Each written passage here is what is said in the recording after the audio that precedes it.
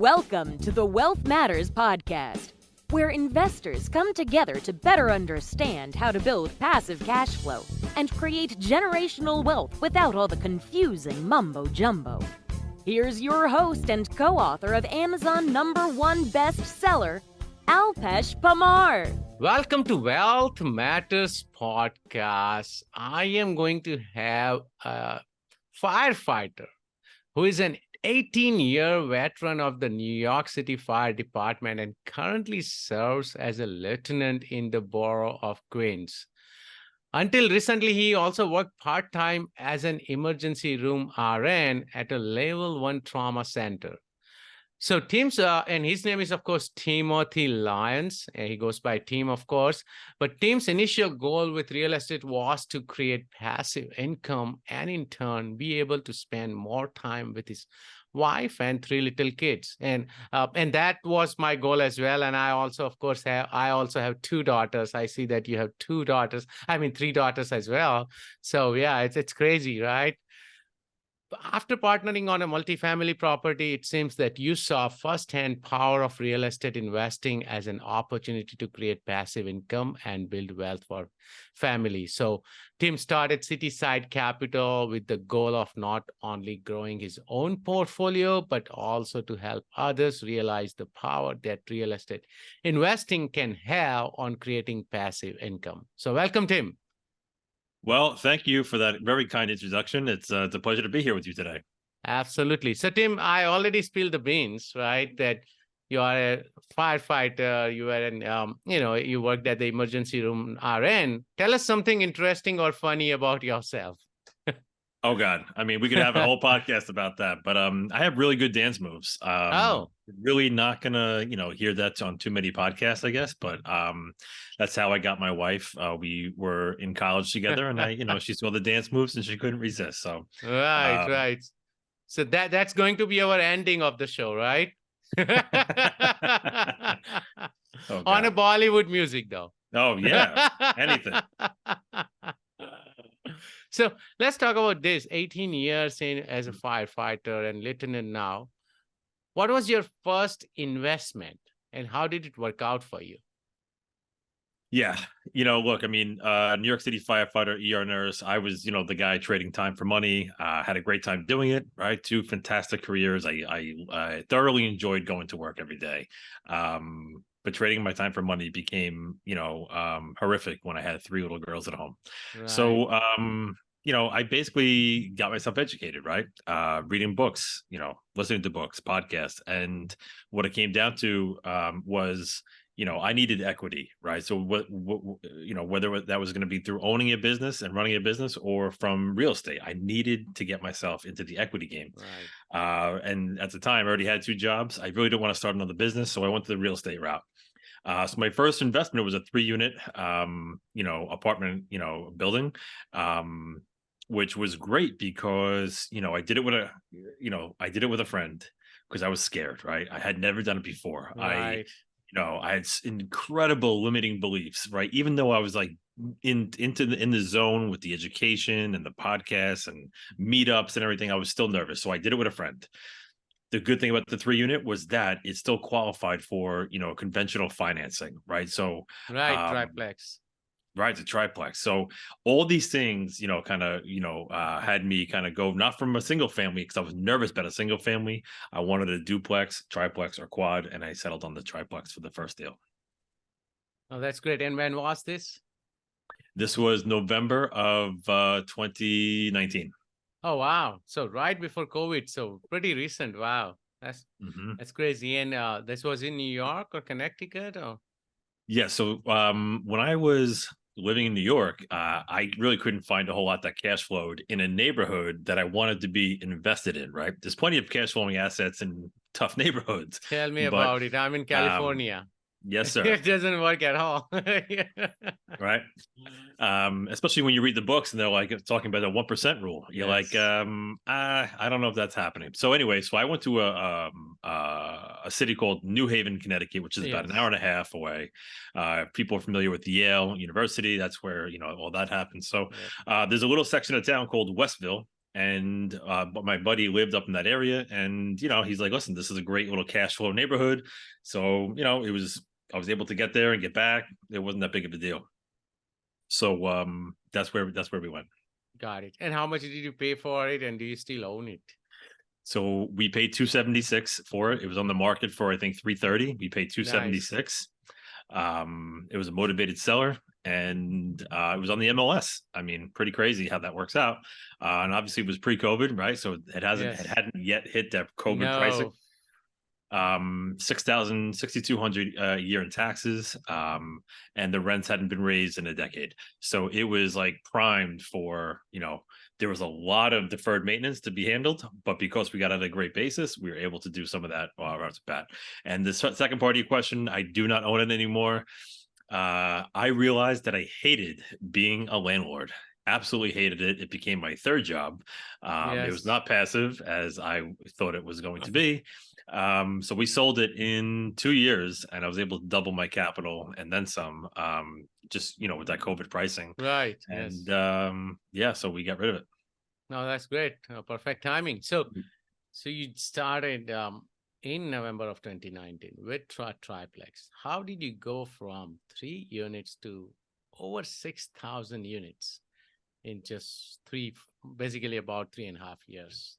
It sounds crazy, doesn't it? It sounds like it's almost too good to be true. Because Yeah. sometimes I do have to pinch myself. But when I wanted that landlord experience. I wanted to know what it was like. And you were in Jersey, right? Like my lens through which I view a lot of things, for better or for worse, is like, you're guilty till proven innocent. Like, I need to be the guy. I need to be the person. That's I need to touch exactly how it. I do it. Right? I want to mow the lawn. I want to shovel the snow. I Yeah. want to collect the rent. I want to do everything. But what I realized, very quickly, is that it's a lot, and it wasn't passive. And to be scalable, I was going to have to make a lot of changes in my life, and I wasn't exactly ready to make those changes yet. So, right around the time I bought that, I stopped the nursing. I went, headlong into real estate, and instead of devising a plan to tackle 10 or 20 or 30 of these, triplexes, I kept on hearing about multifamily. And so I got myself a multifamily coach who was in the space doing the thing that I wanted to do, multifamily syndication. And I learned everything, right? It was COVID all of a sudden. I had just kind of signed on with this guy, and it was COVID. I'm like, what did I just do? You I had a just lot more time now. I just wasted all this money. No one's going to be buying real estate. No one's selling. Everyone's scared. Everyone's locked up and maxed up. And, there was a cancel rent movement going on. It was like crazy. Right. Yeah. So I really leaned into the education piece, just trying to find out as much as I could and study. Right. Because as a New York City firefighter, it's a quick little story. As a New York City firefighter, I work in a very poor socioeconomic neighborhood. And it was actually the neighborhood in which I work, which is Corona/Elmhurst, Queens. It was deemed like the ground zero for COVID for New York City. So we're talking about refrigerated trucks outside the hospitals, people dropping dead in the street of basically COVID. It was really bad, right? So I moved out of my house for 9 weeks, and my mother-in-law moved into my house for 9 weeks because we didn't know a lot about the disease yet. It was so up in the air, and I had a brand new baby at the time. So during that 9 weeks, instead of getting like depressed and, anxious, whatever, I woke up at 5 a.m. every morning. I went to bed at like 11 o'clock, 12 o'clock, midnight. And during those times, I just read and I called people, and I was on mastermind calls and Zoom calls and calling brokers and calling, community banks and establishing relationships because I had the time to do it. So basically, coming out of COVID, right, August of 2020, I partner with my coach on a 43 unit in Pennsylvania. And that's how I got my start into the multifamily world, specifically, multifamily syndication. Oh, that's awesome. So you went from 3 units to, of course, 6,000 plus units. What were some of the obstacles in this journey? Yeah, I mean, there's a ton of obstacles, right? But because I was defiantly committed to learning, to to leaning into the process, I think some of those obstacles were knocked down pretty easily because of what was happening at the time, right? I don't know that I could do the same thing today, but some of the obstacles were, listen, it's bigger price tags, right? Much bigger price tags. I mean, the 43 unit we did in Pennsylvania was 5.7 million. The only other deal I'd done prior to that was 276,000. I mean, Right. it's an order of magnitude larger, right? So like, Yeah. Yeah. just so, we're talking about bigger numbers. We're talking about other people's money, right? We're talking about investors. We're talking about teams, right? What the biggest hurdle that I had to get over mentally was that I wanted to do everything and have control about everything in my portfolio. Whereas on the commercial side, it's all about building out teams. It's about building out teams. It's about having boots on the ground, a good asset manager, property manager, due diligence, financing, legal, accounting. Like there's so many different team members to make a successful project work. So it's really kind of getting on board to that team mentality versus the I want to do everything mentality. And then deal flow, right? Like you can't just go on, there's no MLS for commercial real estate deals. A lot of it, the deal flow comes from brokers and broker relationships and off-market opportunities. They always say like, oh, but there's LoopNet, then people say, well, that's Yeah. where deals go to die, right? Or it's already Yes. picked over. So like it's a totally different game. You can't just go on the MLS or yeah, it's a totally different way to approach acquisitions. And then like raising capital, right? Raising capital was a huge thing for me. I didn't think I could raise 50 cents. Nonetheless, Yes. 50,000, 100,000, a million at a time. So there's all these different things that come into the commercial side that the residential side doesn't necessarily have. Got it. No, that's very interesting, and I'm, pretty much. I have because I started investing back in 2015, and I also started raising capital, of course, back in 2019. But I haven't been able to jumpstart all the way to like 6,000 units, and of course, my focus has shifted into mobile home parks and senior housing. So, but when we get started, and by the time we get to this point, right, of course things have changed, and you learn a lot more, right? So knowing what you know now, what would you change, or how would you do things differently? Oh boy. I mean, I would lean into the process a lot sooner. I wanted to start with the 3 unit because it was familiar. I had bought and sold 2 other homes before. I knew how the financing worked. I knew what a closing looked like. I knew the anatomy of a deal. But I probably would have gone to the commercial side out of the gate, right? Because why not? If you could do 3 units, you could do 13. If you could do 13, you could do 30, and if you could do 30, Right. you could probably do 300. I probably would have gone that way first.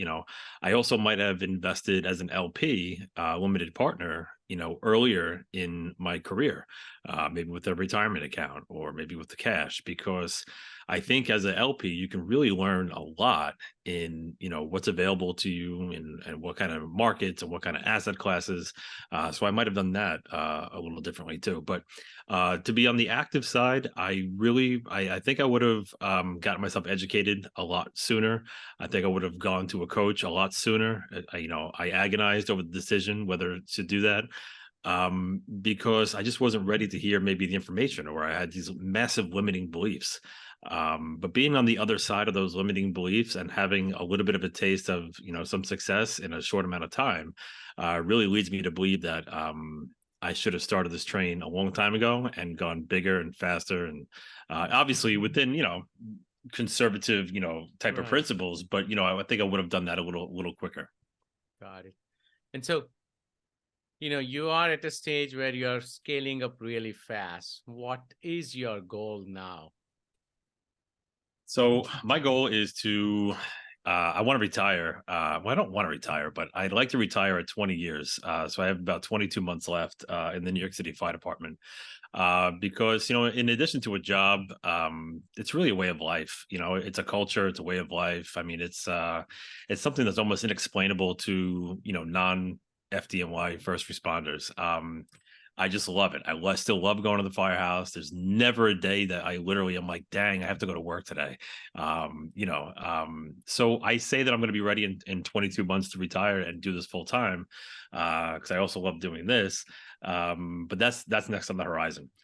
people ask me all the time, Tim, like, you're a capital raiser, don't you want to do your own deals? And what I always tell them is that, I love the seat that I get to sit in today, because I say that I'm actively passive, right? Right. I get to work with 9, 10, 11 different operators, across the country, different asset classes, different markets, different opportunities, heavy value add, light value add, development deals, industrial, self-storage, multifamily. So I get to be actively passive in the sense that I get to evaluate all these deals and kind of cherry pick the ones that I want to invest in personally, and the ones that I want to, offer to my investors as well. It's a great process. I don't know. A year or two ago, I would have said to this exact same question. I would have said I want to, season my investor list over the next couple of years and then go out and do my own deals. And that still may happen, but you know what? I got to tell you, where I am today it makes all the difference. It's great for my work-life balance. It's great for my building up cash, passive cash flow. Right. So that's what I think I'm going to be doing. Yeah, no, that's exactly what I do as well. I focus on mobile home parks, senior housing, and of course self-storage as well. And I work with about 4 or 5 operators now. So try to keep a list, but that way I'm able to diversify among different type of real estate as well as different markets. So that leads me to my next question: what markets are you currently focusing on? So we're heavy in Phoenix, Texas, Atlanta, Florida. We're trying to break into the Carolinas. We just haven't found an operator in the Carolinas just yet that we're dying to work with, or that has we do have an operator, but they just deal flow isn't there right now, right? The bid ask spread is Right. still way too far apart. So so those are our main markets, our core markets. We also have a fantastic operator up in the Midwest, in the Michigan, Ohio region. So we've done a lot of deals up in that way too, which really quick, like people I tell I do a lot of deals in Michigan and just over the border in Ohio, and they're like, what? Yeah. They're like, that's not great. And I'm like, no, actually it is. It may not have the sexy pools and the palm trees Right. and the fancy gyms and the all the amenities, but it's a cash flow play. It's incredibly well run, and I always say, like, you can live where you want, but you got to invest where the numbers make sense, right? Of course. Yeah. And I live by that as well. Absolutely. How are you approaching the current real estate market? With caution, right? With caution. I mean, God, I wish somebody would just tell me what the heck is going on, right? Right. I subscribe to a bunch of macroeconomic forecasting services, real Yep. estate data, real estate analytics, commercial interest rate analytics. I mean, I'm constantly reading and I'm trying to see where the puck is going, right? And I just don't know, right? And I don't think anybody knows. Nope. So, but how we're approaching it is, look, we have had multiple calls with our operators over the last, say, 18 months, and we're focused on operations, right? If you can run the property and you bought it at a good basis and you have debt that's not going to run out of time, you have to run the business plan, right? You can't get lazy, you can't get soft, you can't get any of Yes. those things. You have to stay on top of the income, the expenses, the NOI. You have to run the property, and do the business plan. Are you going to do CapEx projects? Are you going to do renovations? Are you going to scale it back? Are you going to do distributions? Are you going to scale them back? Are you looking for a refinance? But does the NOI, support a refinance at the current rates? There's so many things that's going on right now that on the operations side. On the acquisition side, it's really, we're trying to position ourselves for, the folks that are maybe running out of time on their debt, right? Or or who don't have rate caps, and people are bleeding cash left and right. And that's where the off-market deals are really coming to groups, that we work with now. So we're in a good position to start buying some of those assets up. But again, I've never met an underwriter that says that they do crazy off the wall underwriting. Everything's always quote unquote conservative, but that's why, because we work at a broker dealer, we have our own underwriting team. just to double check some stuff and to make sure that his assumptions are in line with, what we're trying to accomplish. Oh, that's great. So let's talk about some of your deals. What has been your best deal so far? The best deal so far. This is a tough one. I mean, our last full cycle deal went full cycle in 19 months, and we had about a 68% return of capital to investors. That was Wow. pretty strong. My current deal that we still have is probably our 148 unit in Sarasota, Florida. It's just going really well. We've already refinanced into permanent debt. We've cashed out our preferred equity provider, so the cash flow is there. And instead of being 148 units, I wish it was 1,400 units, but it's not. Right. So, but yeah, that's probably my favorite deal at the moment. What has been your worst deal and what did you learn from it? The worst deal was a deal we did in Texas. I don't want to give too much away, right? But the timing probably wasn't ideal. The seller wasn't, I think, forthcoming with some of the information that we would have liked to have known going into the deal. At the time, the Fed was saying that they're not thinking about raising interest rates, and meanwhile they went on a 14 or 15 month Yes. run of raising interest rates anywhere from 25 to 75 basis points. So I think there was a confluence of events that kind of just made us really work very hard to increase NOI, get through a refinance, and finally stabilize the asset. So but it was a little bit more stressful than all the other deals combined, so. Right. No, this is great. Thank you so much, team, for sharing a lot of golden nuggets. Are you ready for fire round? Oh, that's my middle name. That's my middle name. I can't wait. Would you be changing business or investment strategy because of the current environment? Not changing, but leaning in. I'd say we're doing more investor education, because I think a lot of people just don't understand what do interest rates mean, what does the current debt environment mean. So I think a lot more education for investors is definitely on Cityside Capital's to-do list. Favorite nonfiction book? It could be investment, real estate, self-development. So this is without a doubt, it's called The Wealthy Gardener by John Sofiurik. Actually, I mean, it's kind of like half fiction, half story, real life. It's a mix, but it's about investing. It's got golden nuggets about life, personal growth and development. And it kind of tells his story as a real estate investor and chiropractor, and how we kind of it's just masterful. It's a great book. Okay. I have not read it. I'll have to check it out. Any tool or website you recommend or you cannot live without? So we use Google Workspace for our business. So the calendar, the Gmail, domains, everything, integrations. I don't understand all of it. I mean, you're in San Francisco, you probably understand a lot of the stuff, but my whole business is really run with the Google platform. So it's just, I can't live without that. Yeah, that's what we use as well. And of course, in my previous life, I was an IT engineer. So yeah. Oh, yeah. Oh, yeah. Any advice for investors?